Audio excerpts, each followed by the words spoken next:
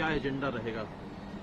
नहीं, एजेंडा तो साफ है कि जब कांग्रेस प्रेसिडेंट खड़गे साहब ने जो कमेटी बनाई थी हमारी एलायंस को लेके,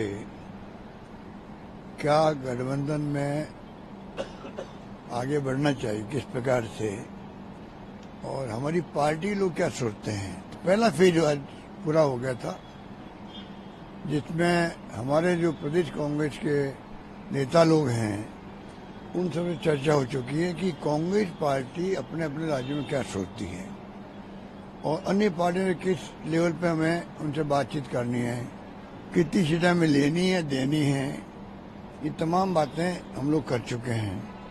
आज खड़गे साहब से राहुल गांधी जी से मीटिंग होगी, उसमें चर्चा होगी, उसके बाद में तय होगा कि आगे हम किस दिशा में बढ़े। आगे सर इंडिया ब्लॉक किस लेवल पर अन्य पार्टी से बात होनी है वो तय आज होगा। खड़गे साहब किसको काम सुपुर्द करते हैं, एआईसीसी के किसी पदाधिकारी को करते हैं ऑफिशियली, या उनके ऊपर निर्भर करेगा कि वो किस पार्टी से कौन बात करे, वो फिर आते होगा। सर एक राम मंदिर को लेकर के भी मेरा सवाल है कि राम मंदिर को लेकर के तमाम तरह की बयानबाजी हो रही है। कोई कहता है कि राम मंदिर का निर्माण हमने कराया, कोई कहता है कि राम सबके हैं। इस बीच एक और बयान आया है कि गांधी जी की हत्या कास्ट की वजह से हुई थी, कि क्योंकि छोटे कास्ट को आरएसएस नहीं देखना चाहती है, जो पिछड़ा तबका है। क्या कहना है सर इस पूरे मामले पे आपका? देखिए, कोई कुछ भी कहे, अगर महात्मा गांधी अंतिम सब थे मरने के पहले, जब शहादत हुई थी, हे राम, तो अब ये जो नए पैदा हो गए राम भगत, ये नए पैदा हुए, इनमें अधिकांश लोग तो राम को मानते ही नहीं थे।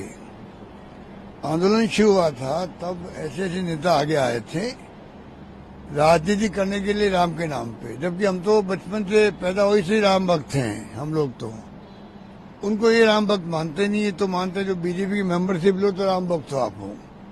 ये जो इश्यू बना है इन्होंने, इनको पूछो ताला किसने खुलवाया था राम मंदिर का? राजीव गांधी ने खुलवाया था। इनको पूछो शिलान्यास किसने किया था? राजीव गांधी ने किया था। ये भूल क्यों जाते हैं? वो अलग बात है कि इश्यू बन गया था बहुत बड़ा, उसमें विश्व हिंदू परिषद ने लीड लिया, लंबी कहानी बन गई।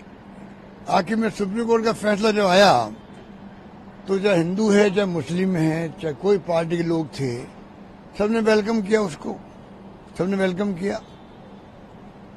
उसके बाद वो इश्यू खत्म हो गया। उसके बाद में जो धर्मगुरु थे या जो राम जन्मभूमि के ट्रस्टी थे, कमेटी बनी हुई थी, उसका काम है मंदिर बनवाना और उसको प्राण प्रतिष्ठा से करना।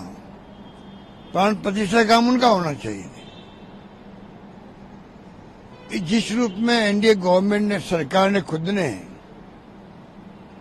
प्रधानमंत्री जी का विशेष इसमें रुचि, योगी महाराज की रुचि लेना एक बात है। मैं मुख्यमंत्री हूं, कोई मंदिर बनता है, कोई धार्मिक स्थल बनता है तो सरकार उसमें सहयोग कर सकती है एक लिमिट तक। असली काम होता है उस कमेटी का जो निर्माण करवाती है, धार्मिक कमेटी होती है, उसका काम होता है। अभी इतना कब्जा करके बैठ गए उसके ऊपर, पूरी राजनीति बालाकोट की तरह भी राजनीति हो रही है राम मंदिर पे चुनाव जीतने के लिए। ये कोई अच्छी परंपरा का काम नहीं कर रहे लोग। आज चाहे कुछ सोचते हो अपने स्वार्थ के कारण से, इनके अपने स्वार्थ हैं, पर आज जो देश के अंदर जिस प्रकार इन्होंने माहौल बनाया है, तो आप जानते हो कि धर्म सबकी कमजोरी होता है, चाहे वो कोई धर्म का व्यक्ति हो, उसका ये फायदा उठा रहे हैं।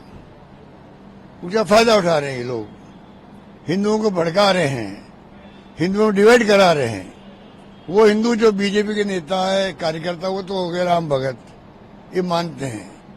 बाकी लोग राम भगत मानते नहीं है। तो बहुत खतरनाक खेल चल रहा है देश के अंदर। तो सर आपको लगता है कि महात्मा गांधी और मेरा मानना है कि इस देश में हो क्या रहा है। राष्ट्रपति सदे मुर्मू जी,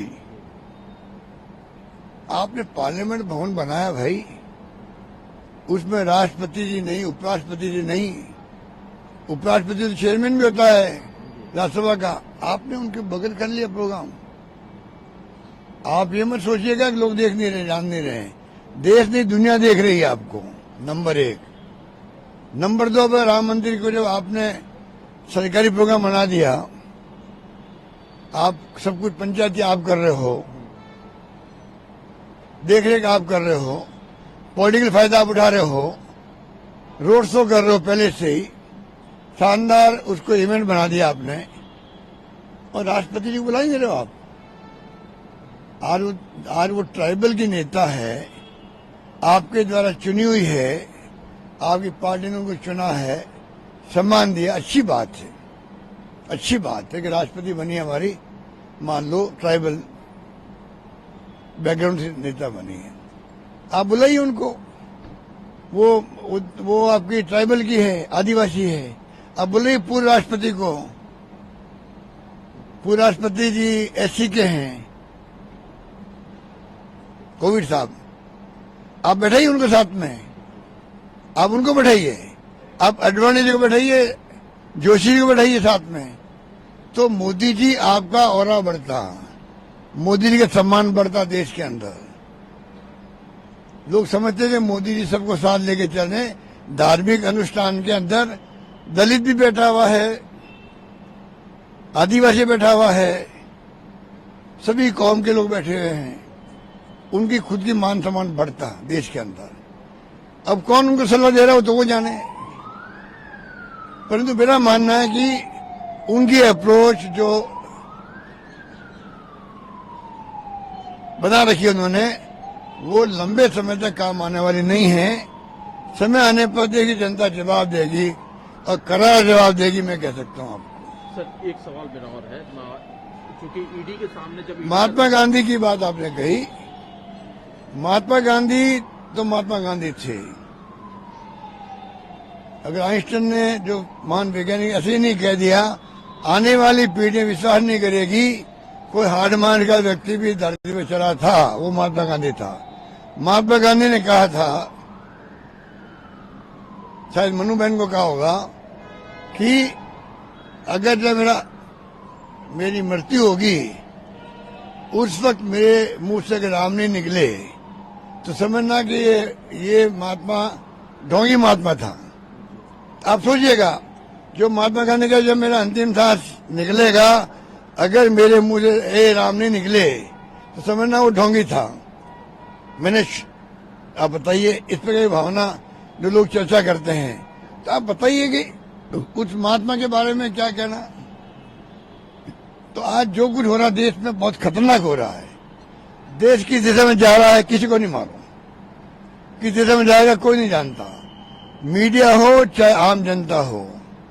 एक बार तो हिटलर के वक्त में ऐसा ही हुआ था, पूरी जर्मनी के अंदर लोगों में लगा कब युद्ध शुरू होगा, कब हम भाग लेंगे उसके अंदर। इस प्रकार का उनको माहौल बना दिया गया वहां पर, धर्म के नाम पर। इतने लोग उतावले हो गए थे, और बाद में अब उसका नाम लेते हुए क्राइम होता है वहां पर, अपराध की श्रेणी में आता है हिटलर नाम वहां पर। तो ये देश की दिशा में जा रहा है, हम चिंता कर रहे हैं। मैंने कहा राजस्थान में मुझे हारने का जितना गम नहीं है, उससे ज्यादा चिंता देश में क्या हो रहा है उसकी है। सर एक सवाल मेरा ईडी को लेकर है। सोनिया जी, राहुल जी भी ईडी के संबंध पर हाजिर हुए थे ईडी के सामने, लेकिन अरविंद केजरीवाल बार बार स्किप कर रहा है। क्या मानना है आपका, अरविंद केजरीवाल को ईडी के सामने पेश होना चाहिए? देखिए, ईडी और इनकम टैक्स सीबीआई तीनों प्रीमियर एजेंसी हैं।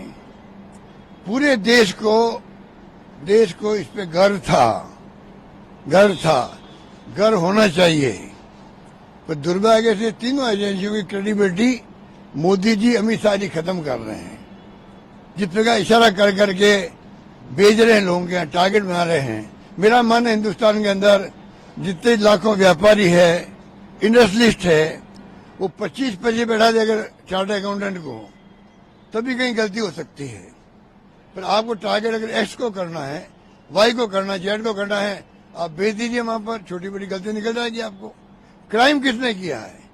अगर एक्चुअल में क्राइम किसी ने किया है उसका पकड़ो, जेलों में बंद करो, सजा दिलाओ, हम स्वागत करेंगे। जिस प्रकार तमाशा बना रखा देश के अंदर विपक्षी पार्टी नेताओं पर, इनकी खुद हंसी हो रही है। 5-5 बार 6-6 बार समन भेज रहे हैं ये लोग, मुख्यमंत्री के यहाँ भेज रहे हैं। मुख्यमंत्री चुनाव मुख्यमंत्री होता है। कल अफवाह चल गई जयपुर के अंदर, पूर्व मुख्यमंत्री के घर पे ईडी घुस गई है, वहां पे बयान हो रहे हैं उनके, ना वो ईडी थी ना कोई चर्चा थी, पूरा मीडिया के घर के बाहर खड़ा हो गया। वो क्या कहते हैं मीडिया वाले, मालूम आपको?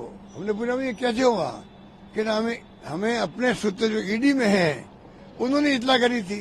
अभी जांच करवाओ, इसकी जांच करवाओ भी, आपने किसने इतला करी मीडिया को, की या नहीं की, मीडिया वाले सही कह रहे हैं झूठ बोल रहे हैं, मालूम पड़ जाएगा आपको। तो ये तमाशे जो चल रहे देश के अंदर, इन एजेंसियों की इम्पोर्टेंस खत्म होना देश हित में नहीं है। इन एजेंसियों की क्रेडिबिलिटी कम होना देश हित में नहीं है। आर्थिक अपराध होगा, बढ़ जाएंगे और ज्यादा, उस पर अंकुश लगना चाहिए। इनकम टैक्स में रेवेन्यू बढ़नी चाहिए। सीबीआई में क्राइम जो होता है, सीबीआई की इतनी बड़ी क्रेडिबिलिटी रही है कि हम सब कहते हैं सीबीआई में जांच करवाओ राज्यों के अंदर, आज उसकी क्रेडिबिलिटी कम कर रहे हैं लोग। तो ये उचित काम नहीं कर रहे, बहुत खतरनाक खेल चल रहा है।